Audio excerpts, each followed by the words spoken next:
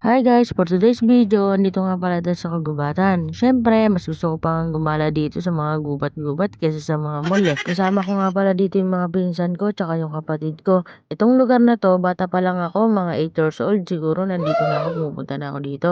Sobrang rough road pa nito noon. Siyempre, umasenso na yung mga tao, ayan, pinasimento na nila. Maganda na siyang babaan. So, ngayon, hindi na namin pinasok yung motor namin kasi siyempre, madulas din tsaka hindi pa namin masyadong kabisado yung daan. Ang gagawin natin ngayon, maghanap tayo ng ilog kasi dito dati alam ko may mga malalalim na ilog dito. Kaso ngayon, mabababaw na siya kasi marami ng mga taong nakatira. Pero kahit marami ng taong nakatira, nananatili pa rin malinis tong ilog na to kasi dito sila kumukuha ng tubig. Itong mga hose na to, dyan dumadaan yung mga tubig ng pangangailangan ng mga tao ditong mga nakatira. Naisip ko tuloy bigla, parang ang sarap dito manirahan kasi tahimik lang tapos malapit ka pa sa tubig tapos wala pa mga chismosa, charis. Gusto ko lang talaga dito malapit ka sa tubig tapos syempre mawala na lahat, wag lang yung tubig. At ngayon, narating na namin yung medyo malalim na part na tubig dito. So maliligo na tayo. Napakalinaw ng tubig dito. Talaga yung mga taga rito hindi pinapabayaan tong ilog na to. Kaya kung kayo mapunta dito, i-maintain lang natin ang kalinisan ng tubig na to. You know, sino ka dyan? Nagpayo ka pa. Pero syempre, masarap naman talaga maligo sa isang ilog pag malinis, di ba?